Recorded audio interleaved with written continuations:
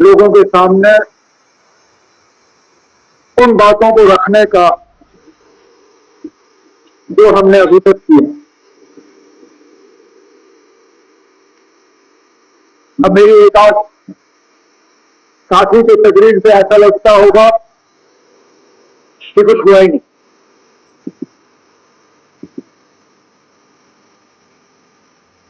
और अफसोस होता है जब हम कुछ नहीं करते तो वो सुनने की हम उम्मीद रखते हैं और सुनने की हिम्मत भी रखते हैं, लेकिन करने के बाद भी जब ये तासुर दिया जाता है कि कुछ नहीं हुआ,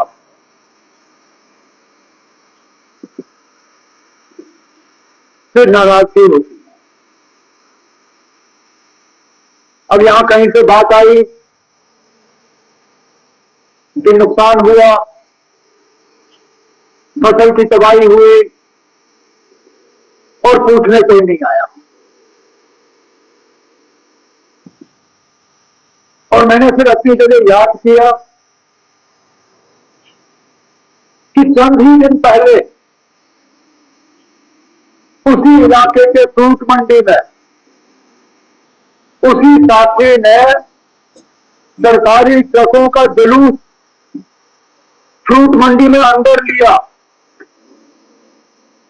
ताकि वहां फ्रूट की पेटियां जो है कीमती प्राइवेट ट्रकों में यहां से बाहर ना जाए, मुफ्त या कम खर्चे पे सरकारी ट्रकों में भर के यहां से बाहर लेने का काम मेरी हुकूमत ने किया।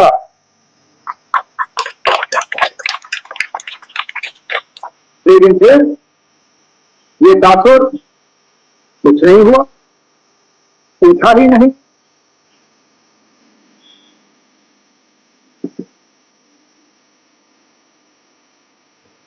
अब इससे पहले कि मैं ज्यादा कुछ कह जाऊं,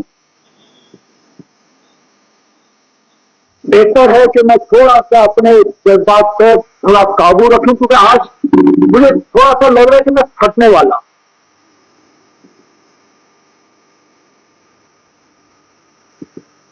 बाहर बैठ के सबको लगता है ना कि बहुत आसान है इन हालात में काम करना।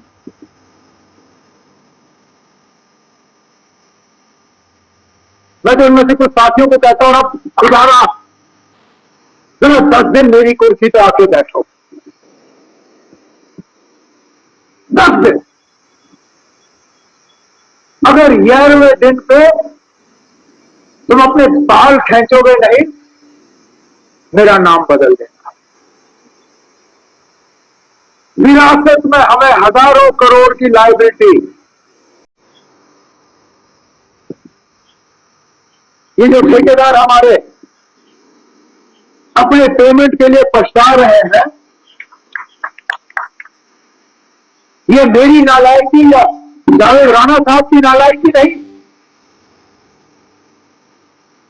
ये सूरत-हाल हमें विरासत में मिली। लेकिन हमने कभी इस चीज को बहाना नहीं बनाया। हमने ये नहीं कहा था कि ये लायबिलिटी हमारी नहीं है, हम इससे कुछ नहीं करेंगे। उल्टा चुपचाप तरीके से हमने इसको हल करने की कोशिश की। जैसे जावेद ने अपनी तकरीर में कहा, मैंने जावेद के साथ बैठ के कहा ना तो इसका हमें इलाज निकालना होगा। मैंने कहा बेहतर है आप दिल्ली जाके वहां जल जीवन जल शक्ति डिपार्टमेंट मिनिस्ट्री के मिनिस्टर से मिलिए और इसका कोई ना कोई हम इलाज निकालें ताकि इन लोगों की पेमेंट हो। आज ये ठेकेदार परेशान है, काम इन्होंने किया, प्रोजेक्ट लगभग तैयार है, लेकिन इनका पैसा रुका हुआ। मेरी समझ में नहीं आता, यहां कुछ लोगों को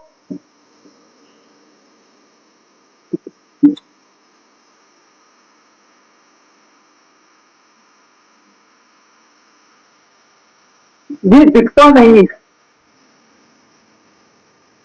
कि किन हालात में हमने ये स्कीमें मुकम्मल की।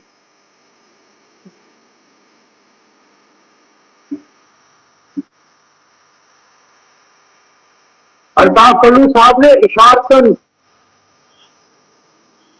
कुछ बातें की, कहा कि एक कमेटी है जिसके ये भी मेंबर है,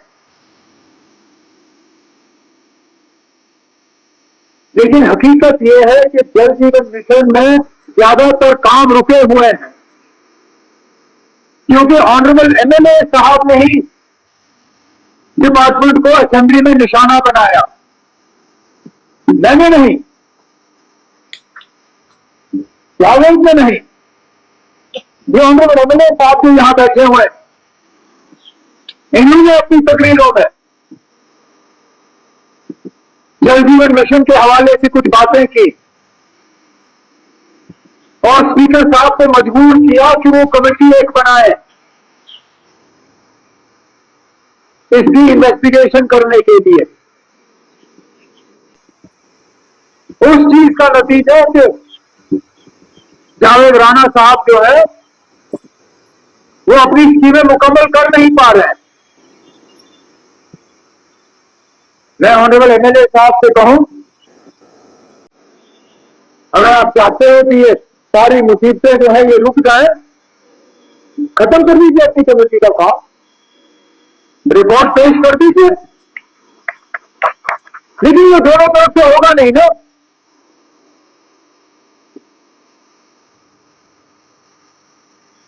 यहां जलसों में आप अफसरों की तारीफ करते हो,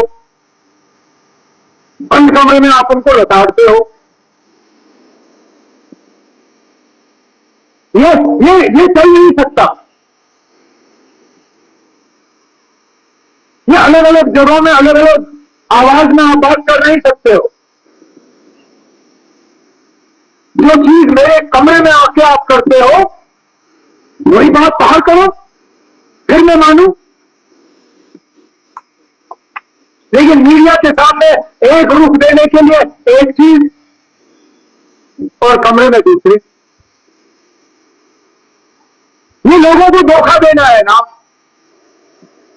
और धोखे की सियासत में नहीं करता। मैंने कभी हालात को बहाने के तौर पे इस्तेमाल नहीं किया, इस चीज के बावजूद कि मैं जानता हूं ना इन हालात में काम करना कितना मुश्किल है। लेकिन मेरे सामने दो रास्ते थे इलेक्शन के बाद। एक रास्ता वो जो 2015 में पहले ही आजमाया गया।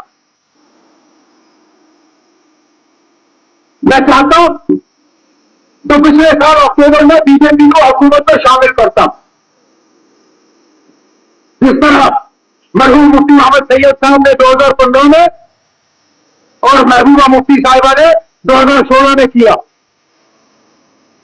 उस वक्त बिना बीजेपी की हुकूमत बन सकती थी, कांग्रेस भी तैयार, नेशनल कॉन्फ्रेंस भी तैयार, बीजेपी को हुकूमत से बाहर रखा जा सकता था। उस वक्त ये बहाना बना कि जम्मू को नुमाइंदगी देनी है। हमने इस हुकूमत में बिना बीजेपी को शामिल किए जम्मू को भी नुमाइंदगी दी, नहीं दी, बीस बंगाल को नुमाइंदगी दी, जम्मू के निचले इलाकों को नुमाइंदगी दी। आज डिप्टी सीएम जम्मू का है बिना बीजेपी के।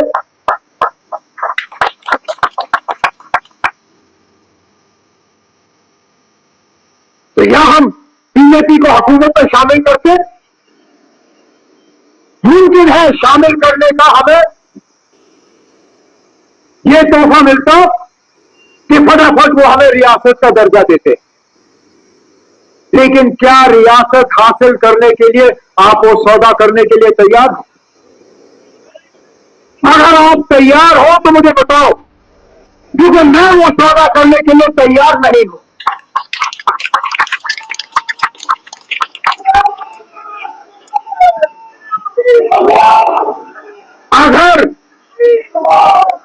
अगर रियासत का दर्जा हासिल लेकिन अगर रियासत का दर्जा हासिल करने के लिए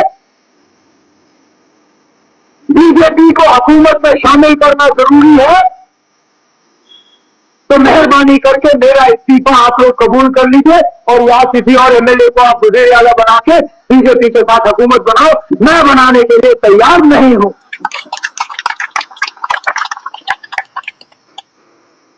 इसके लिए मुझे जम्मू कश्मीर को दोबारा रियासत देखने के लिए इंतजार करना पड़े, मैं करूंगा। अगर रुपए के 100 पैसों के बजाय रुपए का 50 या 70 पैसे का काम हो, मैं वो भी तस्लीम करने के लिए तैयार हूं। लेकिन इंशाल्लाह हम काम करके ही अपने आप को आपके सामने पेश करेंगे। ये मेरा वादा है आप लोगों के साथ।